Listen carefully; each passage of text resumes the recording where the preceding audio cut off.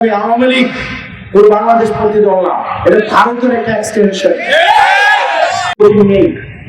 যে নেতা তার লক্ষ লক্ষ নেতা কর্মীকে রেখে চোরের মতো পালিয়ে যায়, তারা আবার কোনদিন বাংলাদেশে ফিরত আসে।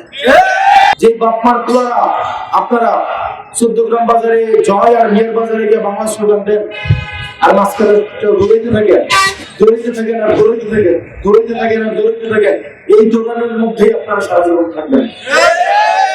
আপনারা এক জায়গায় দাঁড়ায় আজ ভাই আর বাংলা স্লোগান দিতে পারবেন না। এটা আপনাদের লানত, এটা আপনাদের দুর্গতি, এটা আপনাদের জিল্লতি।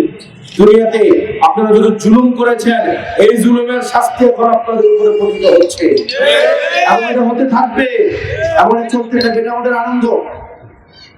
বিএনপির ভাই এটা আনন্দ পান না, আপনারা আনন্দ পান না, এটা এই তাদের আনন্দের মধ্যে থেকে আসে। আমাদের মধ্যে মত পার্থক্য হবে, কিন্তু এখানে মনে রাখতে হবে আওয়ামী লীগ পুরো বাংলাদেশ পন্থী দল না, এটা ভারতের একটা এক্সটেনশন। ভারতের একটা এক্সটেনশন।